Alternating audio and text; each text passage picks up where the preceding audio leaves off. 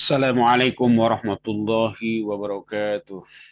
Bismillahirrahmanirrahim. Saudara sekalian, marilah kita mengaji tentang praktek sholat jamaah dan sholat qashar.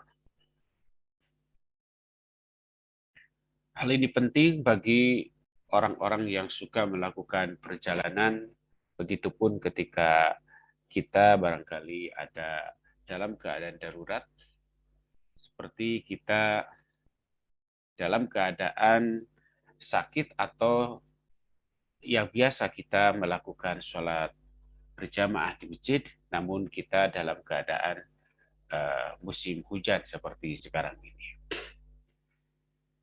Apa yang mendasari kebolehan sholat jamaah dan sholat qashar?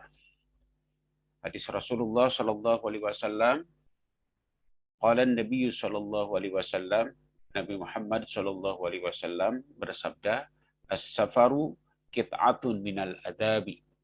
As-safaru kit'atun minal adabi. Perjalanan itu salah satu bagian daripada siksa. Akhrajahul Bukhari wa Muslim. Hadis ini ditakhrij, diriwayatkan oleh Imam Bukhari dan Imam Muslim. Apa yang dimaksud dengan hadis tersebut? Inna safara la yakhlu min masyaqqatin hisiyatin katulit thariq. Jadi yang dimaksud adalah bahwa sesungguhnya safar, perjalanan, tidak pernah kosong dari masyakat, dari hal yang sangat berat, yang bersifat hisi, ya, artinya yang terindra oleh kita, katulit torik, seperti panjangnya perjalanan atau jauhnya perjalanan. Jadi tak pernah lepas yang namanya perjalanan, safar itu, dari kesulitan, dari hal yang berat, yang bersifat indrawi, seperti jauhnya perjalanan. Atau masyakoh maknawiyah, atau seperti masyakoh maknawiyah, jadi rasa berat yang bersifat maknawi. Kamu farqatil aqarib wal ahbab, seperti terpisahnya dengan kerabat atau dengan orang-orang yang dicintai. Oleh sebab itulah Rasulullah Sallallahu Alaihi Wasallam mengatakan as-safaru kit'atun minal adab. Jadi safar, perjalanan itu merupakan satu porsi, satu bagian daripada siksa. Ketersiksaan karena masyakat yang bersifat indrawi, atau ketersiksaan atau masyakat yang bersifat ma'nawi. Ini dalil yang pertama.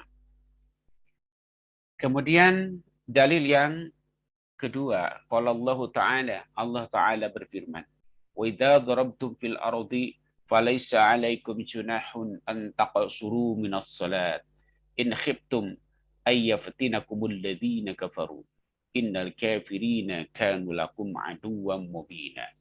Wa idza darabtum fil ardi falaysa 'alaikum junahun an taqsuru minas salati in khiftum ay yaftinakumul ladzina kafaru innal kafirina kanu lakum aduwwan mubina. Allah Subhanahu wa taala berfirman, dan apabila kamu bepergian di muka bumi, maka tidaklah berdosa bagi kamu untuk mengqashar salat jika kamu takut diserang oleh orang-orang yang kafir. Sesungguhnya orang kafir itu adalah musuh yang nyata bagimu. Sekalian, tadi dalam hadis atau dalam firman Allah Subhanahu wa taala ada kata safar atau perjalanan.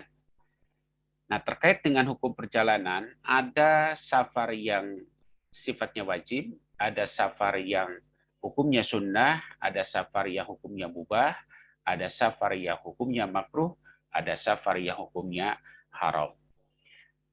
Safar wajib seperti untuk menggugurkan kewajiban haji dan umrah, serta untuk menuntut ilmu yang wajib.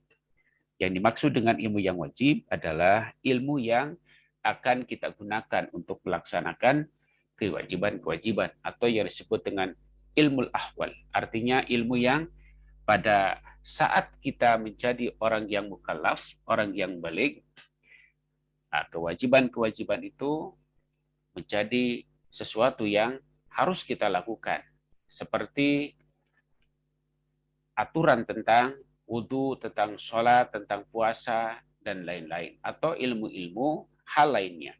Berbeda dengan ilmu-ilmu yang sifatnya mempelajarinya, sifatnya fardu kifayah. Ya, seperti kita bersekolah atau seperti kita kuliah, ya, ketika kita menggunakan atau memilih ilmu kedokteran atau ilmu hukum atau ilmu akuntansi atau ilmu manajemen. Nah, ilmu-ilmu seperti itu adalah ilmu-ilmu yang mempelajarinya fardu kifayah. Nah, namun nanti kita lihat ada safari yang lain. Jadi kalau safari yang wajib, patokannya adalah suatu perjalanan untuk menggugurkan kewajiban kita, seperti kewajiban berhaji, kewajiban umroh, atau kewajiban untuk menuntut ilmu yang wajib. Nah, safar sunat seperti apa? Safar sunat itu seperti untuk berziarah kepada Nabi Muhammad SAW dan untuk silaturahmi. Begitupun kita untuk berziarah ke wali-wali Allah atau untuk bersilaturahmi kepada kaum kerabat kita atau kepada para kekasih kita atau kepada sahabat-sahabat kita. Nah, itu safarnya hukumnya sunnat. Ada safar yang mubah. Safar yang mubah itu seperti safar untuk tijarah, untuk berbisnis, untuk berdagang, untuk berniaga. Itu adalah safarnya safar mubah. Ada safar yang makruh, jadi perjalanannya adalah hukumnya makruh, seperti safar untuk tijarah pada peti mati, atau kita melakukan safar untuk kegiatan sendagurau atau lahu walaib, untuk sendagurau dan untuk bermain, atau untuk hanya sekedar santai-santai, refreshing, untuk hura-hura. Nah, perjalanan seperti itu adalah sifatnya hukumnya makruh. Itu pun bila sendagurau atau lahwun walaib itu yang tidak diharamkan. Ya, kalau yang diharamkan, ya berarti kita menjadi safarnya safar haram. Nah, safar haram itu juga adalah seperti safarnya seorang istri tanpa izin suami. Lebih-lebih kalau istri kabur dari rumah, ya namanya juga kabur berarti tanpa izin suaminya. Atau seperti tadi, safar untuk sendagurau yang haram. Jadi yang tidak dibolehkan oleh syariat. Nah, seperti apa aturan main atau hukum tentang sholat qashar? Nah, yang pertama mana yang utama? Qashar atau itmam? Atau itmam itu menyempurnakan sholat 4 rakaat. Jadi kalau qashar dari 4 rakaat dilakukan setengahnya 2 rakaat. Nah, qashar lebih utama apabila pertama safar mencapai jarak 3 marhalah atau sama dengan 123 kilometer. Jadi perjalanan kita dari sini misalnya dari Cianjur ke Cirebon atau ke Pekalongan atau ke Jawa Tengah atau ke Jogja atau ke Tasik, itu kan lebih dari 123 kilometer. Nah, kalau Imam Abu Hanifah justru ini bukan boleh, tetapi harus. Jadi harus dilakukan safar jika safar kita mencapai jarak 3 marhalah. Yang kedua, qashar lebih utama apabila dalam hati dijumpai ketidaksukaan terhadap qashar. Maka qashar menjadi wajib. Atau lebih utama dilakukan apa? Dilakukan qashar untuk menghilangkan keraguan di dalam hati atau untuk menghilangkan ketidaksukaan dalam hati untuk melakukan qashar. Padahal qashar adalah sesuatu yang diperbolehkan dalam syariat. Yang ketiga, jika ragu terhadap dalil kebolehan qashar, ini pun juga sama, itu qashar lebih utama daripada itmam. Yang keempat, jika kita termasuk orang yang dimakmumi di kehadiran manusia. Jadi ketika kita dalam kehadiran manusia itu menjadi imam, maka kita wajib qashar.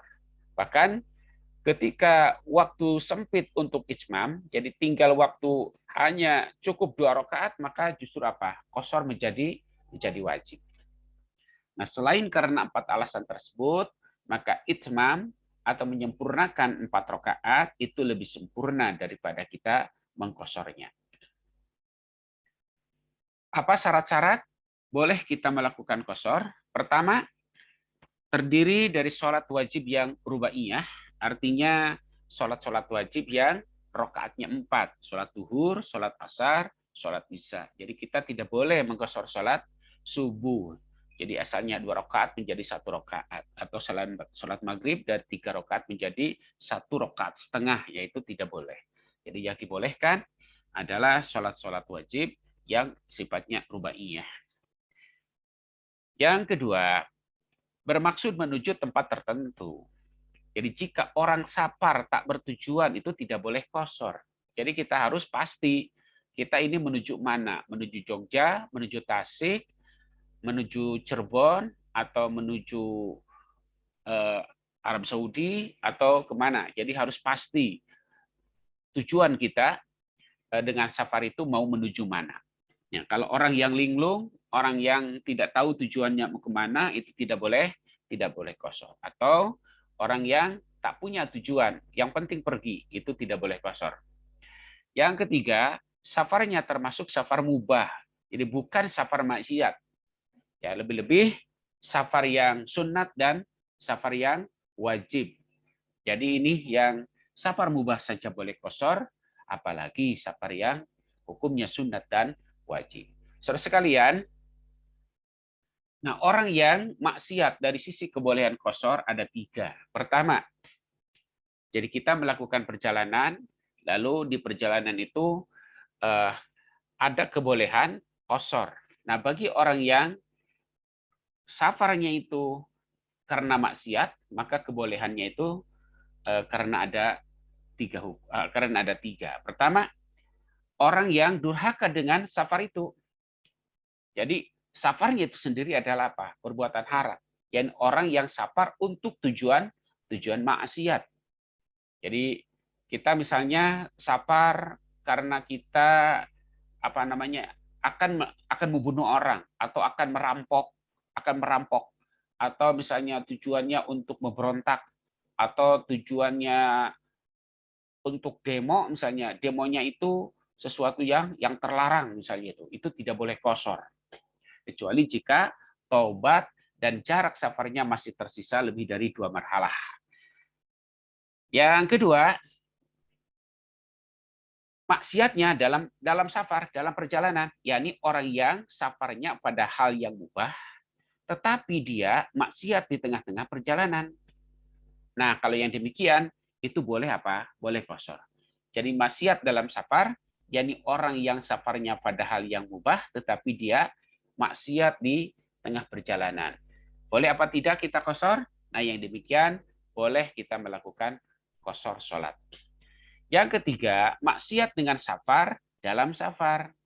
Jadi safarnya itu sendiri adalah maksiat. Kemudian di tengah perjalanan dia melakukan maksiat. Yani orang yang menjadikan safarnya dalam hal mubah, di tengah-tengah mengubahnya menjadi maksiat, dan menjadikan safarnya untuk maksiat di tengah-tengah perjalanannya. Yang demikian tidak boleh qashar. Jadi maksiat dengan safar dalam safar. Yani orang yang menjadikan safarnya dalam hal mubah, asalnya niatnya dia itu melakukan perjalanan dalam hal mubah, dalam bisnis misalnya, tiba-tiba di tengah-tengah dia mengubah perjalanannya menjadi perjalanan maksiat dan menjadikan safarnya untuk maksiat di tengah-tengah perjalanannya. Nah, yang demikian tidak boleh qashar sholat. Kemudian syarat yang keempat, tadi kita baru syarat yang ketiga, yakni safarnya termasuk safar mubah bukan maksiat. Ya lebih-lebih safar yang sunat dan safar yang mubah. Nah, yang keempat, safarnya untuk tujuan yang baik, seperti untuk berdagang. Jika jalan-jalan atau wisata bukan untuk niat baik, nah itu tidak boleh qashar. Jadi kita untuk jalan-jalan atau untuk berwisata, tapi bukan untuk niat baik, ada niat jelek di dalam hati kita, itu tidak boleh qasar.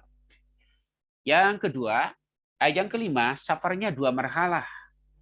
Jadi perjalanan kita itu ada 2 marhalah. Nah, 2 marhalah itu sama dengan 16 parsah. 1 parsah itu sama dengan 3 mil. 1 mil itu sama dengan 400 langkah. Jadi 2 marhalah itu sama dengan 82 kilometer. Jadi safar dengan perjalanan membawa barang yang dibawa dalam tempo sehari semalam dengan memperhitungkan mendarat, turun, dan istirahat. Jadi yang penting dalam 1 hari 1 malam itu kita perhitungkan, kita berhenti, kita istirahat, kita turun dari kendaraan misalnya, kemudian perjalanannya tidak kurang dari 82 kilometer. Kemudian syarat yang keenam, melewati batas negeri atau kampung. Jadi bolehnya safar itu ketika kita sudah melewati batas negeri atau batas kampung kita, yakni melewati batas pagar negeri. Jadi kalau ada pembatas atau kalau kita barangkali ada namanya itu ya batas batas kampung, batas kecamatan atau batas kabupaten. Ya atau kita sudah melewati bangunan-bangunan jika di negeri yang tidak berbatas pagar. Misalnya dari kita menuju misalnya dari Cipanas atau dari Cianjur, kita menuju ke Cirebon misalnya. Berarti bangunan-bangunan yang Cianjur berarti kita sudah lewati. Tetapi ya kita kan ada batas kota dari Cianjur ke Bandung Barat itu kan ada batas. Nah berarti kalau sudah lewat itu kita boleh melakukan qasar. Nah yang ketujuh, mengetahui kebolehan qasar menurut syara. Jadi jika melihat orang-orang mengqasar sholat lalu kita mengikutinya padahal kita tidak mengetahui kebolehannya, nah sholat kita menjadi tidak sah. Jadi harus tahu ilmunya bahwa qasar itu adalah boleh. Jadi kalau orang hanya ikut-ikutan kepada orang lain untuk mengqasar sholatnya, itu menjadi tidak sah sholatnya. Yang kedelapan, syaratnya itu adalah kontinuitas safarnya. Jadi terus-menerus dalam safar hingga selesai sholat. Jadi jika bermukim di tengah-tengah atau berniat mukim tinggal pada tempat kita berhenti, maka sholat harus diitmam. Jadi kalau misalnya kita melakukan perjalanan ke Jawa Timur, kemudian misalnya kita berhenti pada waktu sholat zuhur di Cirebon misalnya, lalu kita ingin istirahat dan bermalam di Cirebon, maka itu tidak boleh kita melakukan qasar, tetapi sholat harus diitmam. Yang kesembilan, niat qasar ketika takbiratul ihram. Jadi ketika takbiratul ihram, itulah tempatnya kita niat melakukan qasar. Nah, jika lupa, maka wajib itmam. Jadi kalau kita misalnya lupa tidak niat qasar ketika kita takbiratul ihram, berarti kita wajib menyempurnakan sholat 4 rakaat. Yang ke-10, menjaga perkara yang menafikan niat qasar dalam kontinuitas sholat seperti niat itmam atau ragu niat qasar.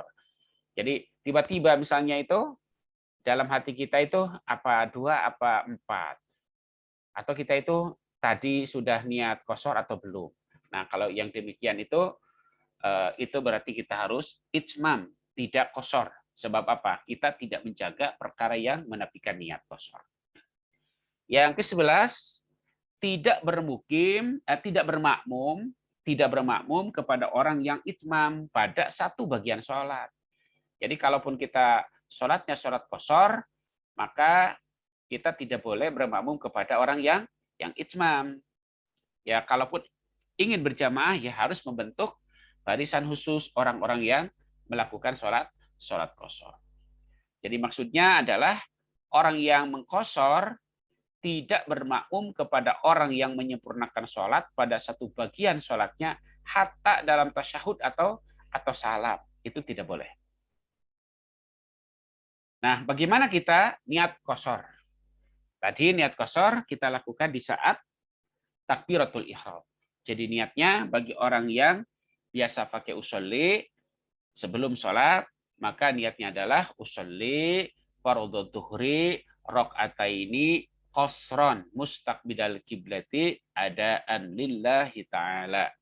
Atau di dalam hati kita ketika takbiratul ihram itu kita katakan usolli fardhu dhuhri rakaataini qasran mustaqbilal kiblati adaan lillahi ta'ala, sambil kita mengatakan Allahu Akbar. Maka kata kata Allah kita panjangkan, di dalam hati kita terlintas kata-kata usolli fardhu dhuhri rakaataini qasran mustaqbilal kiblati adaan lillahi ta'ala. Itulah aturan main tentang qasar. Nah, sekarang bagaimana dengan sholat jamaah? Sholat jamaah itu boleh kita lakukan karena 3 sebab. Pertama, karena safar, boleh kita melakukan jamaah takdim, boleh juga kita melakukannya dengan jamaah takhir. Yang kedua, karena hujan. Hanya kalau hujan, hanya boleh jamaah takdim saja. Yang ketiga, bila sakit. Nah, kalau sakit, boleh takdim atau boleh takhir. Nah, hukum yang mengikutinya, yang safar kebolehannya seperti apa, ketika hujan kebolehan jamannya seperti apa, dan ketika sakit kebolehan jamannya seperti apa. Mari kita bahas satu persatu. Nah, sekarang mana yang utama, jama atau tidak? Yang lebih utama tidak jama kecuali karena sebab berikut. Jadi lebih utama tidak jama kecuali karena sebab berikut. Pertama, ketika berhaji hari Arafah, nah itu lebih utama apa? Lebih utama kita jamak. Jadi menjamak duhur dan asar dengan jamak takdim. Jadi sholat duhurnya, sholat asarnya ditarik ke sholat duhur. Sholat asarnya ditarik ke sholat duhur. Itu jamak takdim ketika kita berhaji di Arafah. Dan ketika kita di Muzdalifah, kita menjamak maghrib dan isya dengan jamak takhir. Jamak takhir, jadi sholat maghrib ditarik ke sholat isya. Namanya jamak takhir. Sebab ya kita dari Arafah menuju Muzdalifah, jadi jeda waktu antara duhur dengan isya ya cukup panjang kita untuk melakukan perjalanan dari Arafah ke Muzdalifah. Makanya ya lebih baik kita melakukan jamak takdim ketika kita di Arafah untuk waktu duhur dan asar, dan jamak takhir ketika kita di Muzdalifah untuk sholat maghrib dan isya. Nah, yang kedua, bagi orang yang dalam dirinya dijumpai ketidaksukaan terhadap jamak. Jadi ini lebih utama jamak. Yang ketiga, bagi orang yang ragu terhadap dalil kebolehan jamak, ini juga lebih utama kita menjamak sholat. Nah, yang keempat, jika termasuk orang yang diikuti atau dimakmumi di kehadiran manusia, itu juga lebih utama kita melakukan sholat jamak. Nah, sekarang bila musafir, jika kita musafir, mana yang utama? Jamak takdim atau jamak takhir? Jadi ketika kita dalam perjalanan, mana yang utama? Jamak takdim atau jamak takhir? Jika di perjalanan, jika di jalan di waktu pertama, jika di jalan, artinya di waktu pertama itu kita dalam perjalanan, masih kita jalan. Dan nanti berhenti di waktu kedua, maka jamak takhir lebih utama. Jadi kalau duhur kita masih dalam perjalanan, kemudian nanti berhentinya pada sholat asar, maka berarti lebih utama melakukan jamak takhir. Nah, jika berhenti di waktu pertama dan jalan di waktu kedua, maka jamak takdim lebih utama. Jadi kalau kita pergi dari pagi kemudian berhenti di waktu zuhur, nah kemudian asar akan terus berjalan, maka berarti lebih utama jamak takdim. Nah, sekarang bagaimana jika kita berhenti atau berjalan pada waktu keduanya? Mana yang lebih utama? Nah, menurut Ibnu Hajar, jamak takdim lebih utama karena di dalamnya ada bara'atu zimmah. Jadi kalau misalnya di dua-duanya kita berhenti atau di dua-duanya kita berjalan, maka berarti kita apa? Lebih utama jamak takdim. Artinya ketika di dua-duanya kita berjalan, berhenti dulu di waktu pertama. Jadi kita melakukan jamak takdim. Sebab menurut Ibnu Hajar itu ada apa? Bara'atu zimmah. Jadi kita membebaskan tanggungan kita. Menurut Imam Romli, jamak takhir lebih utama. Sebab waktu yang kedua adalah waktu untuk yang pertama. Jadi ketika kita berhenti di kedua-duanya atau berjalan pada kedua-duanya, yang utama itu ditarik ke jamak takhir menurut Imam Romli. Baik, cukup jelas. Nah, sekarang apa syarat jamak takdim? Syarat jamak takdim pertama mulai dengan sholat yang pertama, niat jamak takdim di tengah-tengah sholat pertama walaupun saat salam. Boleh di keseluruhan tengah-tengah sholat dan tidak disyaratkan pada waktu takbiratul ihram saja. Tetapi yang utama pada saat takbiratul ihram. Jadi yang namanya niat untuk jamak takdim itu, jamak takdim artinya kita menarik sholat asar ke duhur atau sholat isya ke maghrib, maka niatnya itu boleh selama kita sholat, di tengah-tengah sholat. Hanya yang utama kita niatnya di saat kita takbiratul ihram. Yang kedua, tersisa waktu sholat yang pertama untuk dapat menunaikan dua sholat. Jadi kalau misalnya itu perjalanan duhur dengan asar, nah jadi kita melaksanakan sholat duhur dengan menjama sholat asar itu di akhir waktu sholat duhur. Nah itu syaratnya harus tersisa waktu untuk melaksanakan dua sholat, yakni sholat duhur dengan sholat asar. Yang berikutnya continue, jadi tidak terpisah di antara keduanya, yakni tidak terpisah lama. Keterpisahan paling lama seukuran 2 rakaat yang ringan. Jadi antara dua sholat yang kita jama itu tidak boleh terpisah. Artinya apa? Harus terus menerus. Jadi tidak boleh terpisah lama. Ya, seukuran lama itu adalah 2 rakaat yang ringan. Kemudian berikutnya berpraduga sahnya sholat yang pertama. Berikutnya terus-menerus dalam alasan kebolehan atau uzur hingga sempurna takbiratul ihram sholat yang kedua, yakni perjalanan masih berlangsung hingga akhir takbiratul ihram sholat yang kedua. Jika terputus, maka tidak boleh jamak dan sholat yang kedua dilaksanakan pada waktunya. Jadi kalau misalnya kita dalam perjalanan, kemudian kita melaksanakan sholat duhur di akhir waktu, kemudian tiba-tiba misalnya kita tiba-tiba sudah terdengar sholat asar, maka berarti sholat asar laksanakan pada waktunya, karena terputus. Yang syarat berikutnya mengetahui kebolehan jamak, yakni terhimpunnya syarat-syarat jamak antara safarannya jauh dan mubah serta telah keluar dari kampung halamannya dengan melewati batas kota atau kampung sudah masuk pada kampung yang lain. Nah, sekarang apa syarat jamak takhir? Pertama, niat jamak takhir sementara waktu sholat pertama tersisa sekira cukup untuk sholat. Yakni masuk pada waktu niat takhir dengan masuknya waktu sholat serta berakhir hingga tersisa waktu sekiranya cukup untuk sholat. Ini menurut Imam Romli. Menurut Ibnu Hajar, waktunya masih terus hingga tersisa waktu sekiranya untuk 1 rakaat saja, misalnya itu. Jadi kalau misalnya itu menjamak takhir itu, ya boleh kita itu ketika kita sudah masuk pada waktu sholat yang kedua. Sudah masuk waktu sholat yang kedua. Masuknya itu seperti apa?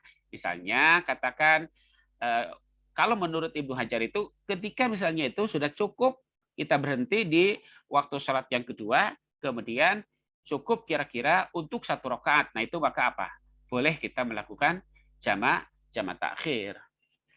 Nah kalau tadi cukup untuk 2 waktu sholat, maka kita berarti harus jamak takdim kalau begitu. Yang kedua, terus-menerus dalam uzur, alasan kebolehan jamak hingga selesai sholat kedua. Jika bermukim atau tinggal di tengah-tengah atau sebelumnya, maka sholat menjadi ada dilaksanakan. Jadi kalau misalnya kita sudah berhenti pada waktu sholat zuhur misalnya itu, pada waktu sholat zuhur, maka ya kita berarti maksud saya itu ketika kita sudah berhenti pada sholat asar misalnya itu, ya berarti untuk asarnya berarti kita ada, sementara kita untuk duhur berarti dilakukan jamak takhir. Nah, kalau mohon maaf ini, jadi terus menerus dalam uzur, alasan kebolehannya jamak, jadi hingga selesai sholat yang kedua. Jadi misalnya ketika kita dalam sholat asar itu ya kita masih terus menerus dalam kebolehan jamak. Kalau hujan misalnya terus menerus hujan, tapi tidak boleh ya, tidak boleh jamak takhir kalau hujan. Atau misalnya itu ketika kita dalam perjalanan itu berarti kita apa? Terus menerus dalam perjalanan ketika selesai sholat yang kedua. Jadi jika bermukim sudah sampai di tempat atau sebelumnya sudah sampai di tempat, maka sholat menjadi ada. Sementara sholat yang tadi yang pertama itu menjadi qodho tanpa dosa dan tidak makruh. Nah sekarang masalah pada jamak takhir. Pertama, telah masuk waktu sholat yang pertama dan belum sholat. Kemudian pergi safar pada waktu tersebut.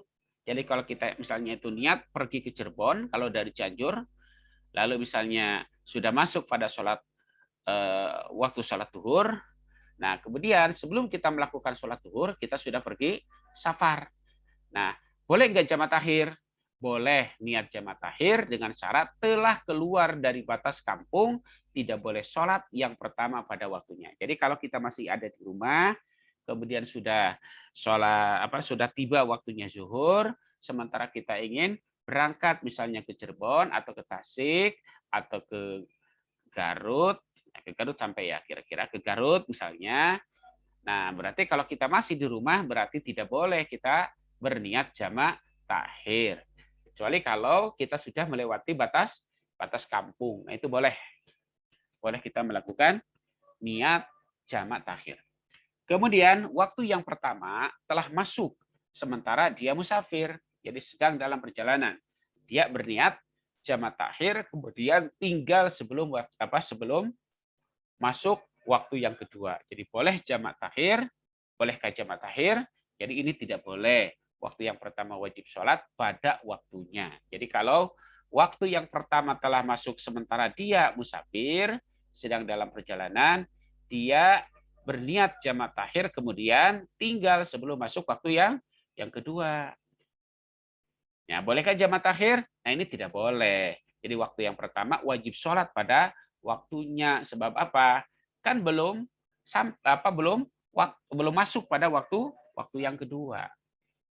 Nah ini perbedaan jamak takdim dan jamak takhir.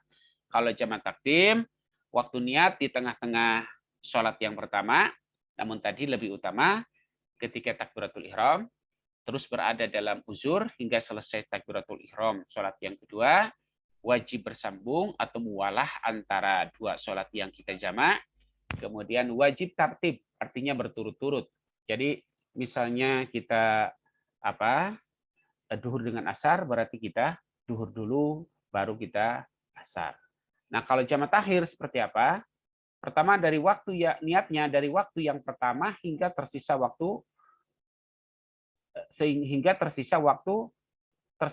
yang cukup untuk sholat. Jadi niatnya di situ. Kemudian terus berada dalam uzur hingga selesai sholat kedua, tidak wajib bersambung, mualah di antara keduanya, tetapi itu sifatnya sunat. Kemudian tidak perlu tertib, tetapi sunat tertib atau berurutan. Tidak harus berurutan. Jadi kalau misalnya kita menjamak sholat jamak takhir, sholat duhur ke asar, boleh kita asar dulu, boleh juga kita duhur dulu. Nah, itu saudara sekalian, perbedaan antara jamak takdim dan jamak takhir. Nah, sekarang bagaimana hukum sholat jama ketika kita sakit. Pertama, tidak boleh jama sholat karena sakit. Apakah takdim atau takhir menurut pendapat muktamad dalam mazhab Imam Syafi'i. Namun boleh menurut Imam Nawawi dan lainnya, yaitu Qadhi Hasan, Ibnu Suraij, Royani, Mawardi, Darimi, dan Mutawalli. Itu boleh. Nah, patokan kebolehan jama karena sakit, pertama, terjadinya masyakoh atau berat yang sangat jika sholat setiap waktu. Nah, sebagian ulama boleh jamak jika mencapai batas boleh duduk dalam sholat. Jadi kalau misalnya kita masih mampu sholat dengan duduk, nah itu batas kebolehan kita melakukan sholat jamak ketika kita dalam keadaan sakit. Kemudian jamak karena hujan. Pertama hanya jamak takdim, tidak boleh jamak takhir. Adanya hujan ketika takbiratul ihram sholat pertama, serta ketika salam atau ketika tahallul, serta terus-menerusnya hujan hingga takbiratul ihram salat yang kedua. Tidak disyaratkan adanya hujan pada selain waktu-waktu itu. Yang kedua, sholatnya merupakan sholat berjamaah. Yang ketiga, pelaksanaan sholatnya di tempat yang jauh, apakah ada masjid atau bukan. Kita sudah terbiasa melaksanakan sholat di masjid, kemudian masjidnya jauh. Nah, itu boleh kita melakukan sholat jamaah karena hujan. Kemudian hujan menyebabkan madarat di jalan. Jadi madarat ini tidak berlaku untuk imam yang satu-satunya. Jadi kalau imam tidak boleh jamaah karena hujan. Ya, sebab berarti dibutuhkan untuk menjadi imam sholat ketika sholat berikutnya. Nah, adapun jika ada tempat berteduh, tidak ada alasan untuk jamaah. Lebih-lebih punya payung ataupun punya peralatan untuk melaksanakan untuk menaungi diri ketika hujan. Nah, ini niat jamak takdim, asar ditarik ke zuhur, niat sholat zuhurnya, usolli fardhu dhuhri arba'a raka'atin majmu'an ilaihil asru jam'at takdimi mustaqbilal kiblati adaan lillahi ta'ala. Usolli fardhu dhuhri arba'a raka'atin majmu'an ilaihil asru jam'at takdimi mustaqbilal kiblati adaan lillahi ta'ala. Nah, sementara sholat asarnya usolli fardhul asri arba'a raka'atin majmu'an bidzuhri jam'at taqdimi mustaqbilal kiblati adaan lillahi ta'ala. Usolli fardhul asri arba'a raka'atin majmu'an bidzuhri jam'at taqdimi mustaqbilal kiblati adaan lillahi ta'ala. Nah, jamak takdim isya ditarik ke maghrib. Niat sholat maghribnya sama seperti tadi, usolli fardhul maghrib setelah raka'atin majmu'an ilahi isya'u jam'at takdimi mustaqbilal kiblati adaan lillahi ta'ala. Kemudian niat salat isyanya usolli fardhul isya'i arba raka'atin majmu'an bil maghribi jam'at takdimi mustaqbilal kiblati adaan lillahi ta'ala. Nah, sekarang jamak takhir duhur ditarik ke asar. Nah, niat sholat asarnya usolli fardhul asri arba raka'atin majmu'an ilahi dhuhru jam'at ta'khiri mustaqbilal kiblati adaan lillahi ta'ala. Sementara niat sholat zuhurnya usolli fardhu dhuhri arba raka'atin majmu'an bil asri jam'at ta'khiri mustaqbilal kiblati adaan lillahi ta'ala. Nah, ini contoh niat sholat qashar dan jamak takdim. Jadi niat sholat duhurnya usolli fardhu dhuhri raka'ataini qasran majmu'an ilahil asru jam'at taqdimi mustaqbilal kiblati adaan lillahi ta'ala. Jadi usolli fardhu dhuhri raka'ataini qasran majmu'an ilahil asru jam'at taqdimi mustaqbilal kiblati adaan lillahi ta'ala. Sementara niat salat asarnya usolli fardhul asri raka'ataini qasran majmu'an bidzuhri jam'at taqdimi mustaqbilal kiblati adaan lillahi ta'ala. Usolli fardhul asri raka'ataini qasran majmu'an bidzuhri jam'at taqdimi mustaqbilal kiblati adaan lillahi ta'ala. Nah, niat salat maghrib jamak takdim dengan salat isya. Niat salat maghribnya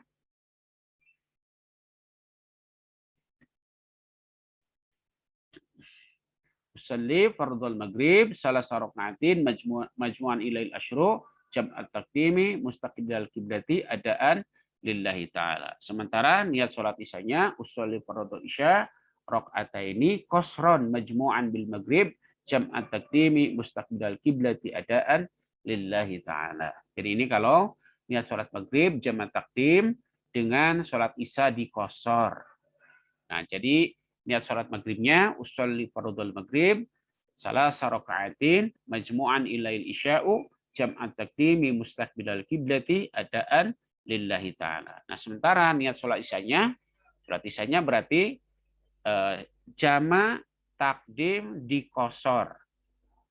Usolli fardhul isya'i raka'ataini qasran majmu'an bil maghrib jam'at taqdim mustaqbilal kiblati adaan lillahi ta'ala. Jadi kalau untuk qasar dan jama takhir tinggal diganti kata takdim dengan kata takhir. Jadi usolli fardhul isya'i raka'ataini qasran majmu'an ilaihil maghrib jam'at takhiri mustaqbilal kiblati adaan lillahi ta'ala.